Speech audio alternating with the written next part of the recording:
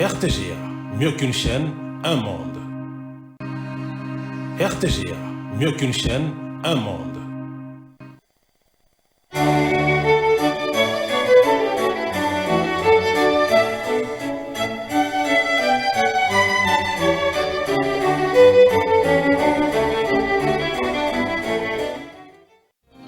Ce journal vous est offert par Tango Protection.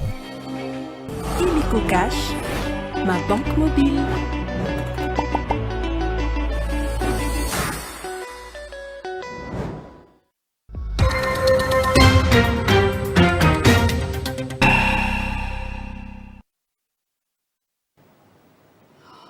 Vous nous captez sur la 365 sur Canal+.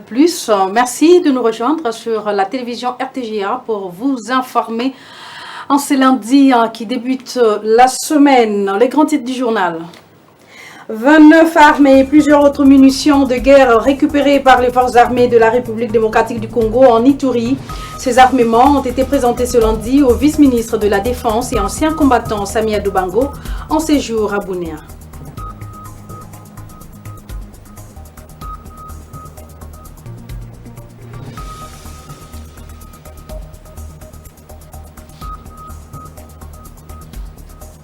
La 79e session de l'Assemblée générale de l'ONU s'ouvre ce mardi à New York, aux États-Unis d'Amérique.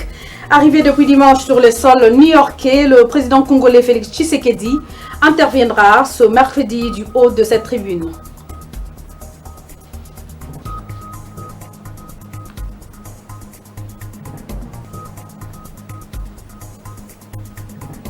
Et puis les Nations Unies célèbrent ce 23 septembre les langues des signes, édition placée sous le thème « Défendez les droits des langues ». À ces jours, 70 millions de malentendants utilisent plus de 300 langues aux signes différents à travers le monde pour lesquels ils appellent à leur soutien. Voilà tout pour le sommaire, les détails, c'est sous peu.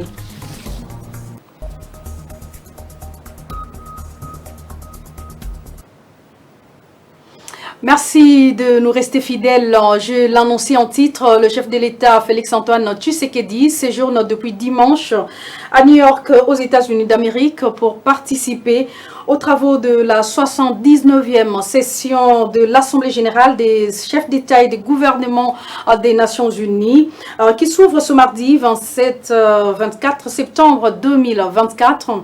Le président congolais va donc s'exprimer du haut de cette tribune le mercredi 25 septembre. Suivez le reportage de son arrivée à New York. C'est dans la matinée de ce dimanche 22 septembre que le président de la République, Félix-Antoine Tshisekedi Tshilombo, est arrivé à New York pour répondre au rendez-vous annuel de tous les dirigeants du monde entier.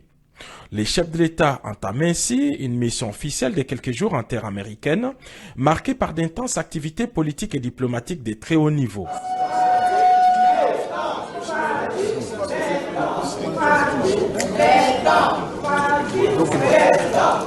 Au cours de la 79e session de l'Assemblée générale des chefs d'État et des gouvernements qui s'ouvre ce mardi, le président Félix Tshisekedi va prendre la parole du haut de la tribune pour donner sa vision sur des questions des politiques nationales et internationales. Il va aussi intensifier les plaidoyers en faveur de la République démocratique du Congo, pays agressé par le Rwanda. L'Assemblée générale de cette année intervient dans un contexte international marqué par une avancée significative dans les processus de la réforme du Conseil de sécurité des Nations Unies, tant souhaité par les Africains. Pour la première fois, les États-Unis d'Amérique sont favorables à l'élargissement du Conseil de sécurité à 2 pays africains sans droit de veto. Plus grand pays francophone du monde et pays solution au réchauffement climatique mondial, la République démocratique du Congo est un prétendant sérieux parmi les 2 nouveaux pays africains membres du Conseil. Par ailleurs, la RDC attend aussi son élection le 9 octobre prochain au Conseil des droits de l'homme des Nations Unies, un événement qui va sceller davantage les retours de la RDC dans les girons des grandes nations grâce à la diplomatie active du président Félix-Antoine Tshisekedi Tshilombo.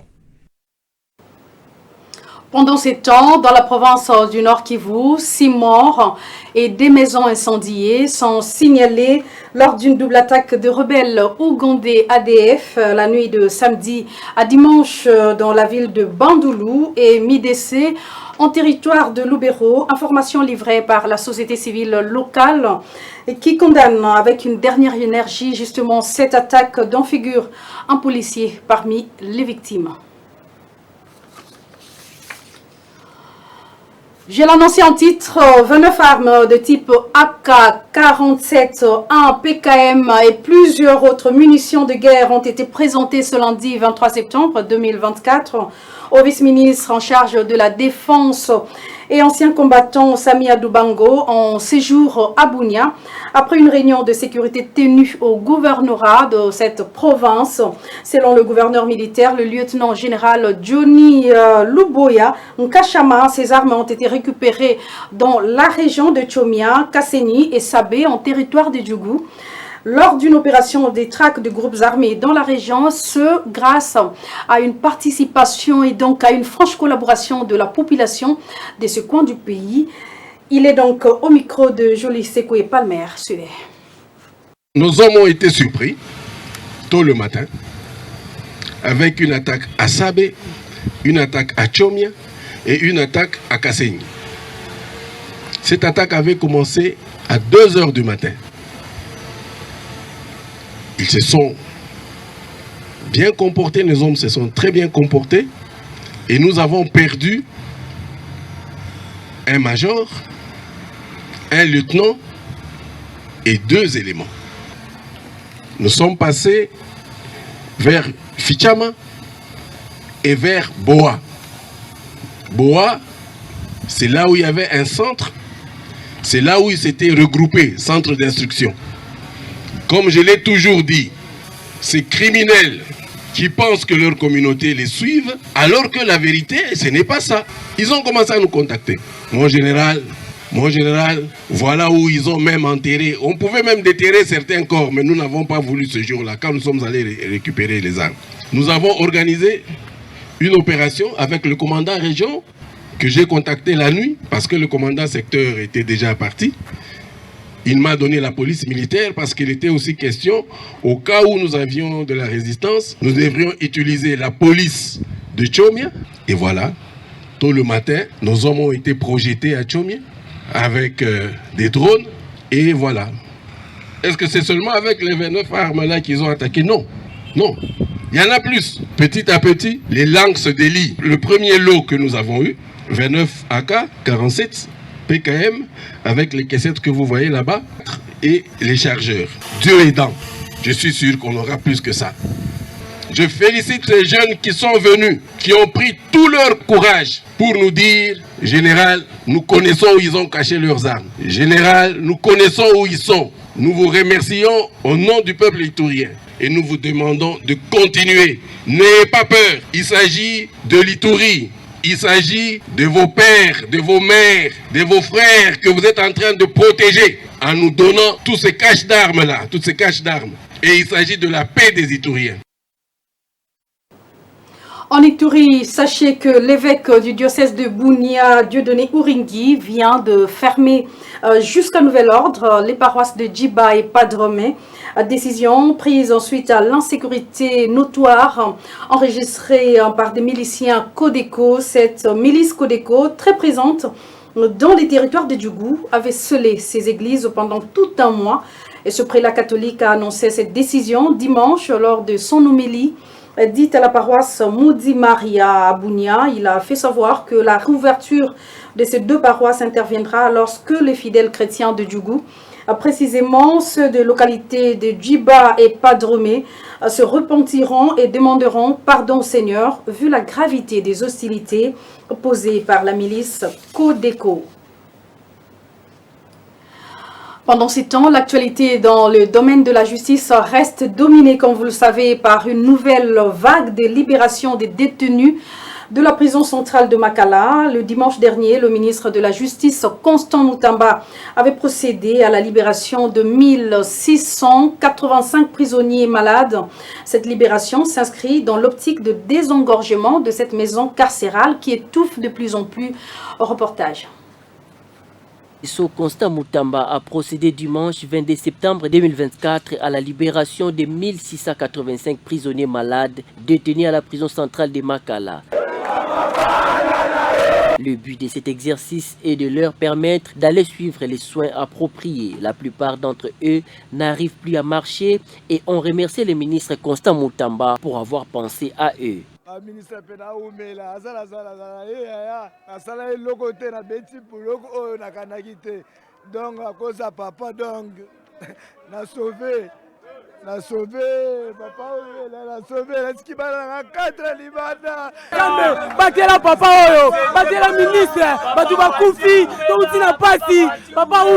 Depuis qu'il est à la tête de ces ministères, Constant Moutamba travaille pour désengorger la prison centrale de Makala et mettre les incarcérés dans de bonnes conditions.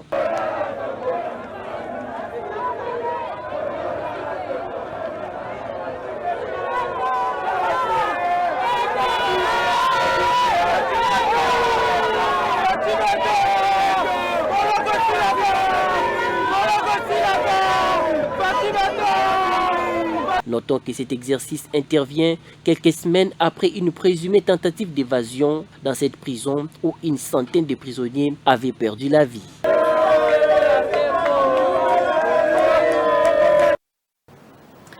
Organisé par l'Institut de tennis de Paris au sein du Collège de hautes études de sécurité et défense, la formation de 10 inspecteurs de l'inspection générale de la police nationale congolaise s'est clôturée le week-end dernier.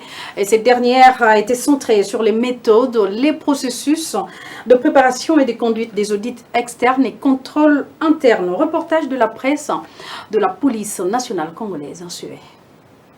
Général. Clôture de la formation de 10 inspecteurs de l'inspection générale de la police nationale congolaise sur le méthode et processus de préparation et de conduite des audits externes et des contrôles internes ce samedi 21 septembre 2024. Cette formation a été organisée par l'Institut Thémis de Paris au sein du Collège des hautes études de sécurité et de défense à la suite de la demande de l'inspecteur général de la police nationale congolaise, le commissaire divisionnaire principal Filémo Patience Mouchid Yav. Durant 3 semaines, soit du 2 au 20 septembre 2024, aux côtés de leurs collègues de l'inspectorat de FARDC, ces 10 inspecteurs de la police nationale congolaise ont suivi avec abnégation cette formation qui les place à ce jour parmi les futurs formateurs congolais à la matière. À l'issue de cette formation, ils ont reçu leur brevet de participation en présence de l'IGPNC et d'autres autorités policières et militaires présentes à la cérémonie de clôture.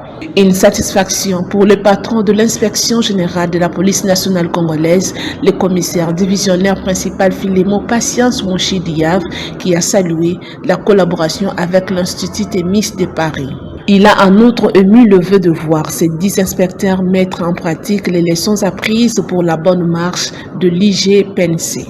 Signalons que, dans le cadre de ces missions de contrôle et d'audit des services de la police, l'inspection générale de la police a lancé depuis le début de cette année une campagne de sensibilisation sur ces missions afin de renforcer la collaboration avec la population qui doit dénoncer tous les cas d'abus de policiers en exercice de leurs fonctions. La ville de Bukavu a été parmi les premières villes à être sensibilisée par les inspecteurs de l'IGPNC au courant de ce mois de septembre. Les différentes organisations de la société civile ainsi que des autorités communales de quelques communes de la ville de Bukavu ont été sensibilisées sur les missions de l'IGPNC, mais également de la collaboration qui doit exister entre la population et l'IGPNC pour dénoncer tout acte d'abus des policiers en exercice de son travail.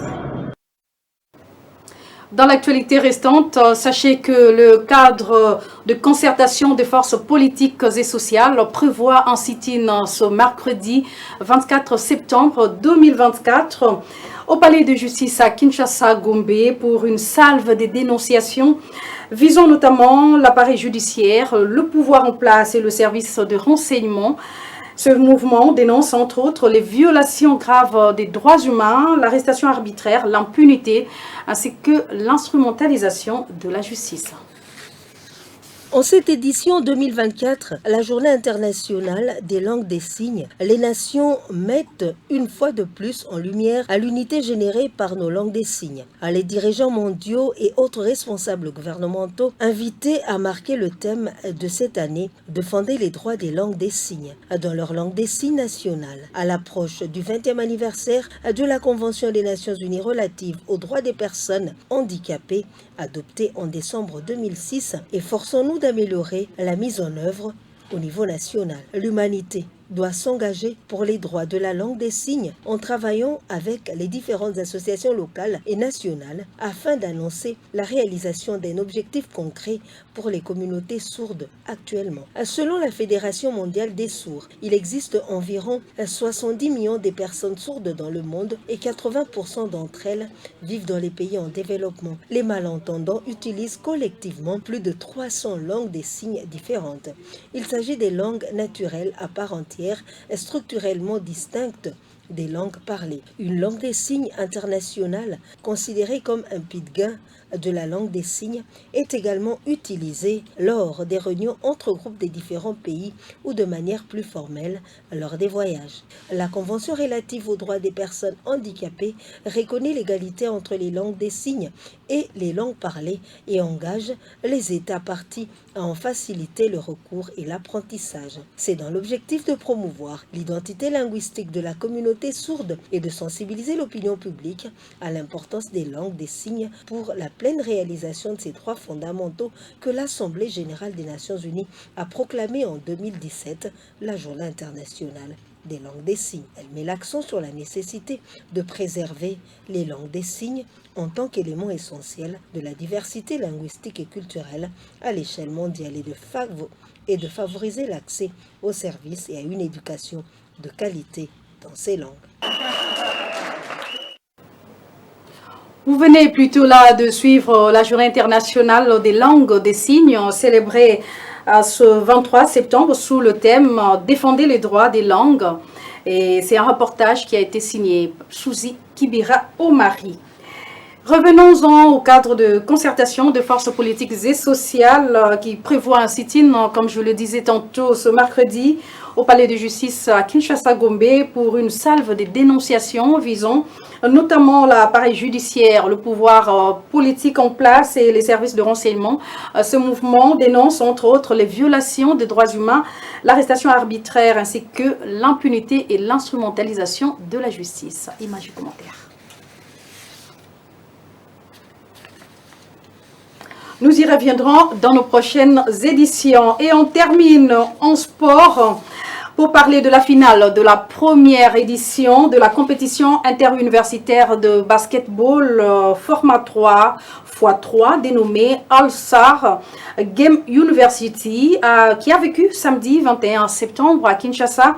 C'est la Haute École de Commerce de Kinshasa ex-IEC qui a gagné ce tournoi en battant l'Université de Kinshasa Unikin sur le score de 21-19 organisé par la Robank à travers son programme WIAT. Ce tournoi avait pour objectif de permettre à la FEBACO de dénicher le meilleur talent pour intégrer une éventuelle équipe de 3x3. Lydie Mboui et Yannick Bilamon nous en disent plus dans ce reportage. Au total, 8 établissements universitaires étaient en lice lors de cette première édition du tournoi interuniversitaire de basketball format 3x3 dénommé All-Star Game University. Il s'agit de l'ISIPA, l'UNIKIN, UPN, UPC, Bel Campus, Académie des Beaux-Arts, l'Université William Booth ainsi que la Haute École de Commerce de Kinshasa ex-IEC qui a remporté les prix de cette compétition en battant l'Université de Kinshasa sur la note de 21-19. Polydor Ngolo et David Ntengu, respectivement étudiants à l'IEC et à l'UNIKIN, ont salué cette initiative de la Robank à travers son programme WIACT qui leur a permis d'exprimer leurs talents et renforcer les liens entre universités. J'en suis vraiment reconnaissant parce que jadis, il n'y avait pas des compétitions interuniversitaires. Et la Robank a apporté l'initiative et puis nous a donné à nous les jeunes l'opportunité d'y assister. Et puis nous avons eu à participer, l'organisation est impeccable. Vraiment un coup de chapeau à la Robank. Moi j'encourage vraiment, c'est bon de prendre ce genre d'initiative. Le sport, ce n'est pas quelque chose qui est très vulgarisé dans le domaine éducatif de notre pays. Et c'est une première. On a beaucoup de bons sportifs dans les universités et ça nous donne l'occasion de nous exprimer, ça c'est une bonne chose. C'est un programme qui nous a donné une opportunité. Et tant qu'étudiants d'abord, c'est une opportunité, ça nous permet de relier encore nos liens, de renforcer encore nos liens entre les universités. En tout cas, il devrait continuer avec cette allure dans le milieu universitaire. Les gagnants des différentes universités pourront bénéficier de bourses d'études, mais aussi des stages académiques et professionnels à la Robank, soulignant que ce tournoi est la première action menée par le programme WeAct de la Robank qui compte 4 axes en plus du sport, notamment à l'éducation, le digital, la culture et l'entrepreneuriat. Ce journal s'est vidé de son contenu, l'essentiel à retenir. 29 armes et plusieurs autres munitions de guerre récupérées par les forces armées de la République démocratique du Congo en Ituri. Ces armements ont été présentés ce lundi au vice-ministre de la Défense et ancien combattant Samia Doubango en séjour à Bunia.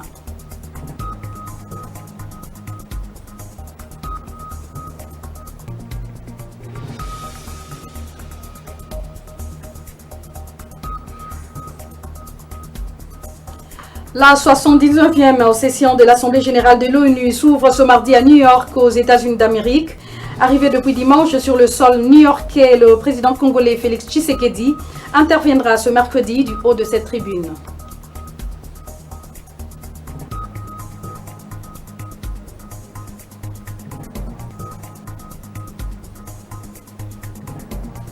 Enfin, les Nations Unies célèbrent ce 23 septembre les langues des signes, édition placée sous le thème « Défendez les droits des langues ». À ce jour, 70 millions de malentendants utilisent plus de 300 langues aux signes différents à travers le monde pour lesquels ils appellent à leur soutien. C'était tout pour l'essentiel.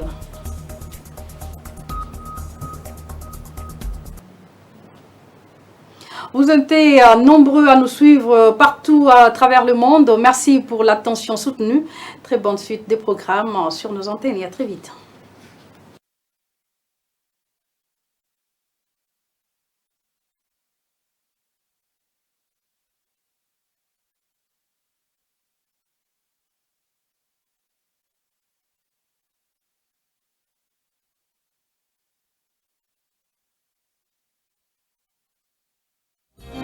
Ce journal vous a été offert par Tango Protection. Illico Cash, ma banque mobile.